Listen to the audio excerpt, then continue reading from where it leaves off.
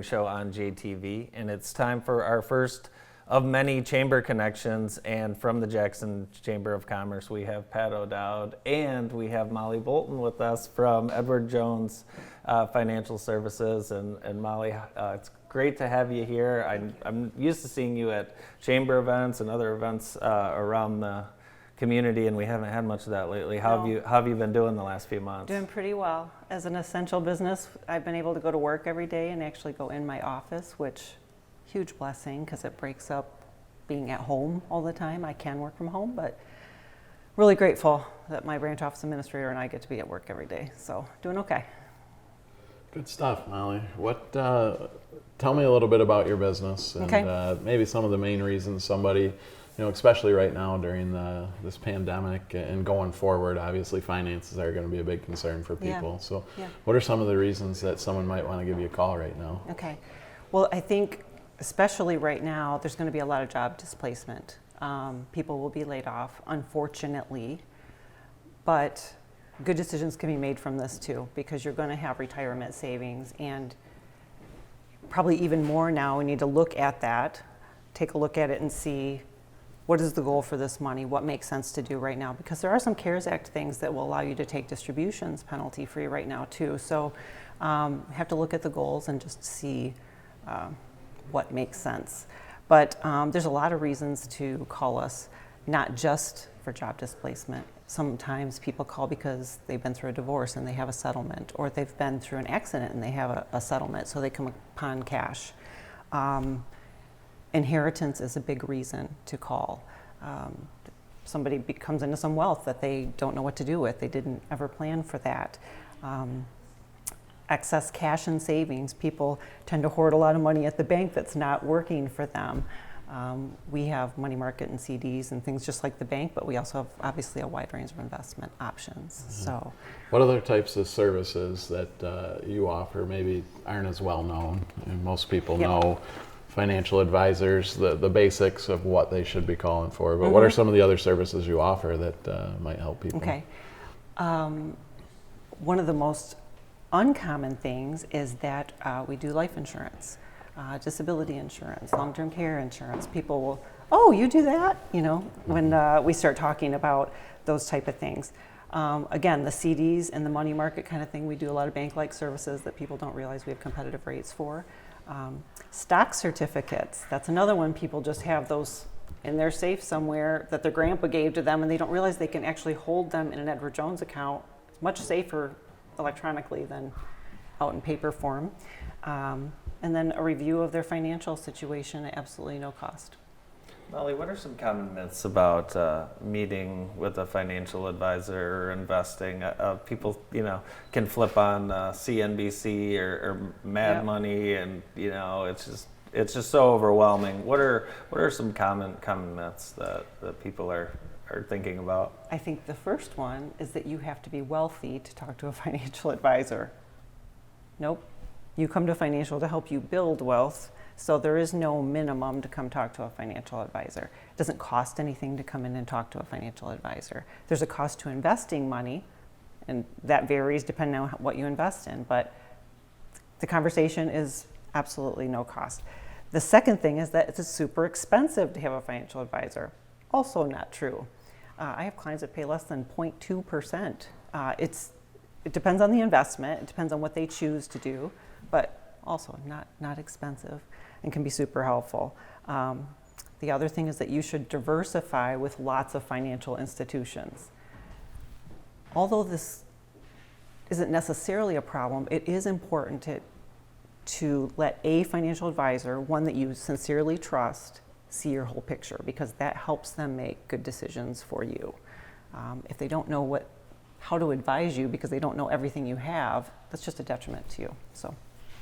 How do you build up that trust?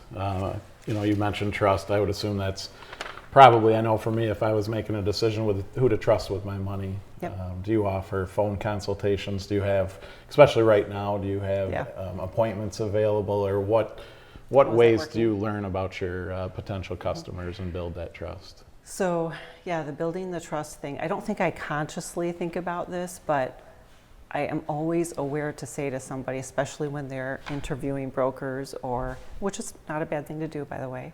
I say, you need to use your gut instinct here, because this is your money, and you need to work with somebody you feel like you can trust and be open with. But yes, especially right now, we offer what's called WebEx. So they can actually see my face, I can see their face, they can see documents. I'll tell you, that was a little bit of a learning curve for me. I'm a very face-to-face person, and so I hadn't used a whole lot of it. I'm using it a whole lot now. So until this settles down, that's where we're at. But it's absolutely possible to do business that way.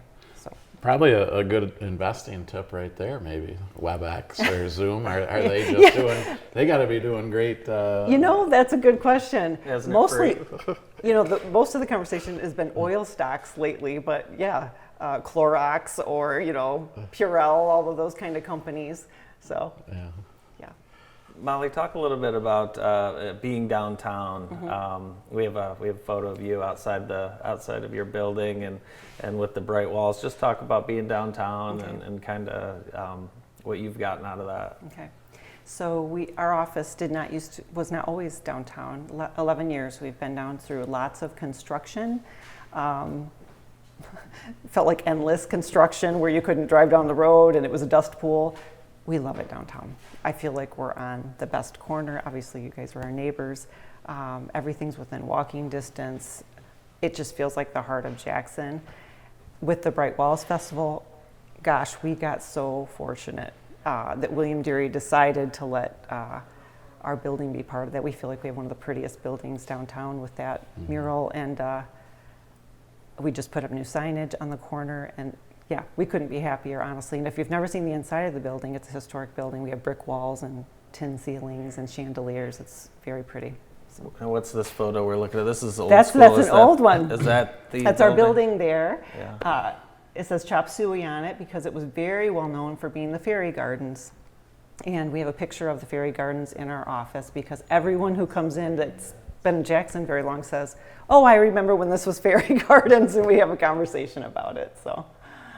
Yeah, it's awesome being downtown. Drive by there, take a right. I know you do too, and see that every single day. We're all neighbors. The three of us are neighbors. Yes. Yeah. It's certainly fun to be downtown and see all of the construction. I was driving in and the new Albert Kahn apartments that are coming up, and that's got to be good for you being downtown 11 years and to see the investment that the city and the growth.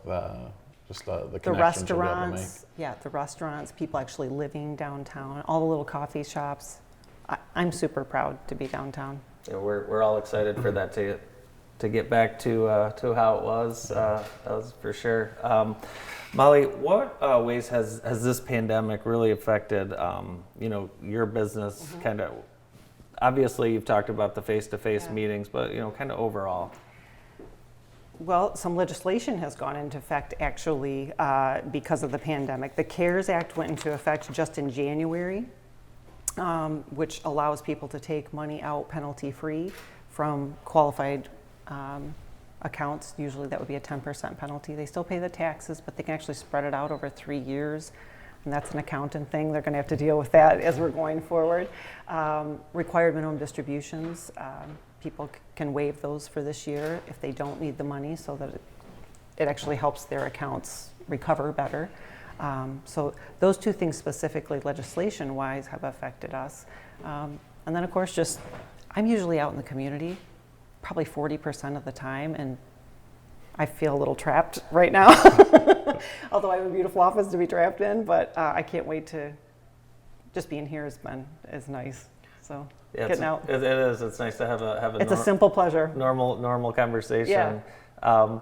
Let me ask you about your involvement with the chamber specifically. Sure. You've been an ambassador for 21 years. 21 years. I mean, that's just amazing. Talk about how you really first got involved, and then obviously you've seen a large benefit. Why you've stayed so involved over the last 21 years? I would not be doing the job I'm in if I had not been an ambassador. That's how I got into this job.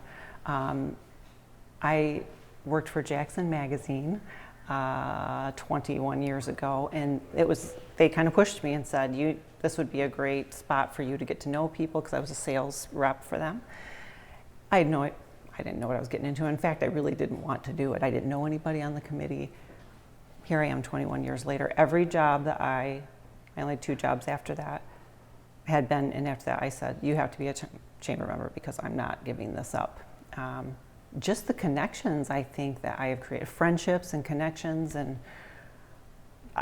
again, there was a chamber member, she's actually on one of the boards now, who recommended me to be for a job in the financial industry, and that's why I'm here today. So I owe a lot to that little group. So. I know I speak for the entire staff and the board of directors when we say how thankful we are for your service. I mean, 21 years, that's amazing. You're an ambassador, and now you're on the board of directors, and Yes. Certainly a strong advocate of the chamber, and you mentioned the connections. And Yep. you know, that's really what we're all about, is trying to make sure that members are connected to the community and connected to other members and their potential customers. And Yep. 21 years, that says a lot about it.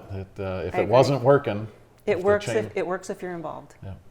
Well, I want to thank you, you both for being here. Molly, thank you, thank you very much. Pat, we appreciate it, and looking forward to seeing you both again out in the community real soon. Happy birthday. Happy birthday, Thank sir. you very much. Nice to celebrate with you both. We'll be right back to wrap up the morning show. That was the Chamber Connection.